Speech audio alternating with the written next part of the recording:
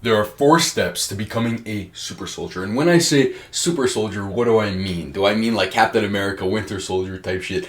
I mean, in reality, having the optimum health, vitality, aesthetics, leanness, strength, explosiveness that you actually could have genetically possible for your genetics. Now, everybody's genetics are different, but the stuff you're going to learn in this video are going to be ways that you can harness your actual genetic potential, and the actual ways I've been able to personally bench 325-pound bench press, 405 squat, and still be able to have really good cardio and still be moderately lean even though I was bulking. So all of this together, this is the video you need to actually have the foundations of knowing how to become a actual super soldier in real life.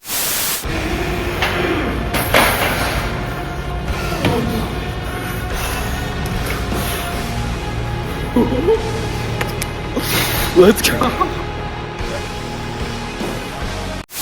And when I say super soldier, it's kind of like a marketing ploy, but you understand what I mean by that. It's to have the optimum strength, vitality, aesthetics, whatever, all those things that your genetics are actually capable of. So let's get into it. There are 4 steps. I'm talking Fantastic Four type shit. Step 1 is to have higher standards. Way too often, I see people settling for a mediocre version of themselves. They'll say, okay, yeah, I can cheat on my diet sometimes. I can have a donut on this day. I can, whatever. Like, they can have these like seed oils, like, occasionally. Dude, I don't understand this. It's really interesting because imagine if you actually didn't settle for like a lesser version of yourself.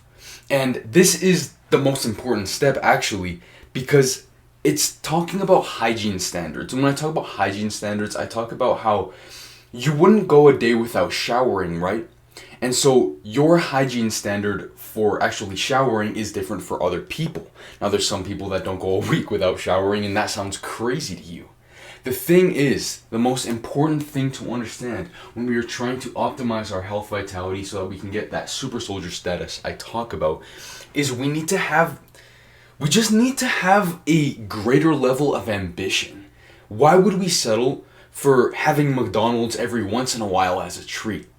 Why would we settle for that? Because there's some people that like their hygiene standard, like let's say in fitness, would be always to see their abs, always. And for some people would be like, oh, I like my abs, yeah, cool, like whatever. No, even people who are bulking, they're seeing their abs because it is their hygiene standard. Because without abs, it wouldn't be good. If they woke up in the morning and it was kind of hard for them to get out of bed, they would actually feel horrible about themselves. And there is a reason that pain exists. There is a reason why pain is important, because pain comes from the part of us that wants to actually be better, that wants to have change. It's not necessarily a bad thing to have in our lives. And so I look around and I see the people my age, all my friends, like they settle for this weak level of ambition. It's like they struggle to go to the gym when personally I'm struggling to make like $10,000 every single month. It's kind of like there's like levels to this. And it's like you have to understand that there's a version of you and people who have been like you that have been able to push past this, that have been able to actually get out of the situation that you are in right now. And it's really important, because the version of you that you want to be, the man you want to become, would he be struggling with these things? And that's that question I have for you. It's like, what would the man that you want to become do? Would the highest version of yourself, would the best version of yourself, would he have that seed oil, ultra processed red 40 donut? Would he have that for breakfast? Or would he eat the very healthiest that he could? And I'm really trying to say this from the heart, because often, I'll go like all drill sergeants, like, stop, like don't eat that shit, it's like, it's terrible, but like, it's just really sad. Like, how would you settle for this? And like, always, like, I give this advice about, like, yeah, you can like do better. You can do like really great things. And then these same people, there's like always this same just group of people that have this like little ambition, and they're like crabs in a bucket. They're saying like no, we don't need to eat healthy all the time. No, we don't need to train hard all the time. And the thing is, they're saying that, but they're basically like the fat kid that's like behind in the race. Like imagine if we're all running a race and we're running really fast, and imagine that fat kid at the back that tastes blood like I used to be is telling you, stop running, we don't need to run as fast, it's not that deep. But they're behind us and they want us to slow down so that they can get in front of us. And it's not even necessarily a competition aspect in that case. And of course, my entire channel is about hormonal optimization, testosterone optimization. And testosterone exists literally for competition. Biologically, testosterone exists for competition. And testosterone is hyper important to make sure that we can optimize our hormones and to actually get to that natural supersoldier status. You see people injecting exogenous amounts of testosterone into their body so that they can get big and strong and then be very extremely lean at the same time. The thing is, you can naturally optimize your testosterone levels, and part of that is becoming a competitive man. And what does that mean? That means taking on responsibility, taking on higher levels of ambition, and actually saying to yourself, I am worth more than this. Why would I eat the stuff that's bad for me every now and then when there's a version of me that wouldn't do that would have the body of his dreams. I don't know why I said it like that. That would have the body of his dreams, and who just wouldn't settle for that mediocre version of himself. This is the most important part of the video. And of course, there are more like tangible, actionable steps that we'll have in this video. But it's just like, stop settling. Stop settling for a lesser version of yourself. And I think that that's just the most important thing I can tell you. Now we're going to get to the actual science aspects. And for this, I'm going to put on my glasses to go all science mode. And yes, I do need my glasses, but I'm nearsighted, and so I only wear them sometimes. But for things like this, I'm going to have to refer to my notes as well. So step 2, now that we have a higher level of ambition and we know that training hard is baseline, we need to actually be more smart about our training in order to reach the super soldier status. Because getting to that point where you can have, 17-inch arms at 17 years old, and you can bench 325 pounds, and you can bench like 225 pounds like it's nothing. Getting to that point requires a couple of things. It requires that mindset we spoke of in the beginning, that higher level of ambition. It requires smart training, of course, training hard. It requires optimizing your hormones, naturally, of course, and putting all of these together and being consistent. And that comes with that higher level of ambition. Now, with training, I really, really want to tell you something extremely important. So I was stuck at 225 bench press for 1 whole year. I'm talking 1 entire year being stuck at 225 bench press, and then in 7 months, I increased my bench press 100 pounds to 325 pounds bench press. And so because of this, the thing that was limiting me was this. I lacked deloads. What is a deload? It is 1 week of the month that you decide to do a little bit less weight than you usually would. Because think about it like this. If you were always doing a stimulus, but then you were never letting the adaptation catch up, then you stay at the same place your entire life. And that's terrible. And this doesn't just apply to actual physical training, but it applies to multiple different things. What we want to do instead is, instead of always training hard, even though it is our inclination because we have this higher level of ambition, what we want to do instead is we want to actually leverage recovery. Because the way building muscle works, it's not like this. We want to obviously train hard, but if we go to failure every single time, and like that is good to build muscle, but if we don't let the adaptation catch up, what happens is that we get stuck in the same place. So really what you want to do is you want to do the stimulus, train hard, and then we want to recover. Because what ends up happening is that if we train before we are fully recovered, we're actually lower than what our muscle is actually able to do. And so if we don't let ourselves recover with enough time, you actually rebalance to higher than it was before. If you don't give yourself that time and you train at like this area, then you'll just be in the same place the whole time. But otherwise, you can just keep going up and up. Now I'm kind of like pissed that I actually just went over this because I'm going to keep that on the blackboard. But you understand the point. Now, in the description below, you have my full system, and you can join just for free 7 days, and you can check out the actual strength programs I use that bake this in to actually the training.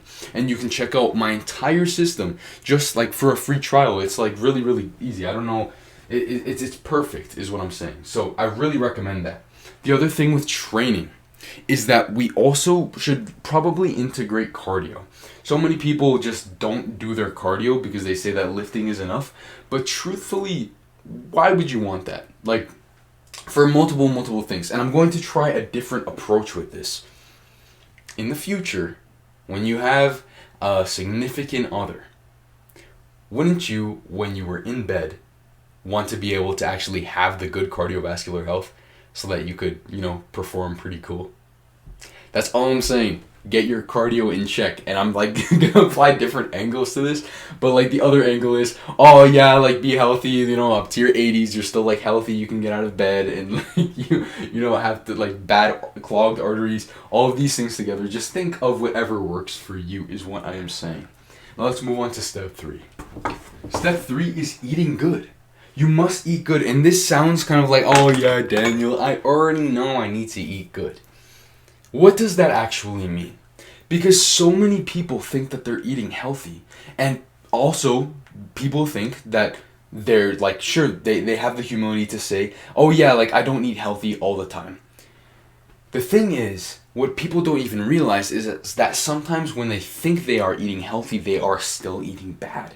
And this is to do with the oils that they use, the dyes that are available to industries to make food seem a little bit more yummy, seem a little bit more palatable. Basically, what we want to do is we want to apply this tangibility rule. As in, if the ingredients on the ingredient list can't be tangibly like pictured in your hand, then I wouldn't recommend eating it. Stick to whole foods, and it doesn't matter if you have multiple like I don't want to say fully processed food because it has a negative connotation, but if you look and it has a bunch of ingredients, that's fine if you can actually picture all the ingredients from the ingredient list. And so I truly recommend that you eat correctly. You eat what you think is actually correct and avoid seed oils. And the reason why I say seed oils are bad is because seed oils contain polyunsaturated compounds that are less stable, so when they're heated up, they cause you to have more free radicals in your body when you consume them, and this denatures the good fat in your diet. So what we really want to do is we want to avoid the seed oils, the polyunsaturated fats, things like margarine, things like canola oil, and we want to have more of the things that are saturated, like butter, like ghee, like coconut oil, like even olive oil. That's a much more stable compound, stable oil. And so we want to make sure we have good oils that we're eating. And we also want to make sure we're having high protein. Higher than 1 gram per pound of body weight actually can decrease your SHBG, which is your sex hormone binding globulin.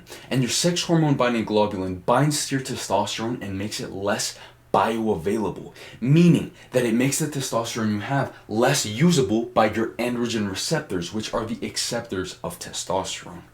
And so we really want to watch out what we eat. We want to have high protein, we want to have limited seed oils, we want to drink great amounts of water, we want to have the right minerals, we want to have like things like zinc plus copper balance is great for testosterone and fertility.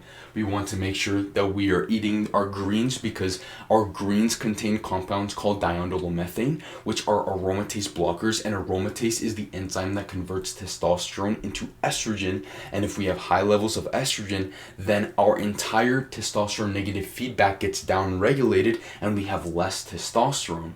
So we want to have green veggies because it makes more of our testosterone stay as testosterone and not as much of it turn into estrogen. And so those things together, this is just the baseline for healthy eating and diet. Step 4 is probably, if step 1 was the most important thing for mindset, step 4 is the most important thing you can actually do for actually doing. Natural hormonal optimization. You'll see these guys injecting steroids, tren, whatever. That is bad for you long term. Not only does it cause blood clots, it also causes infertility, and it can stunt your brain. It can stunt your brain adaptability. Like, how would I explain this? Like, it makes it so your brain gets actually stunted at the growth that it's supposed to be. And our brains actually grow our whole lives, and more neural connections form our entire lives, but it can actually lower your IQ. The other thing is it can lower your height, your actual height of growth. And so we really, really want to avoid these things. But there are things you can naturally do to optimize your hormones. And if you can do those things, then why would you even want to take steroids in the first place?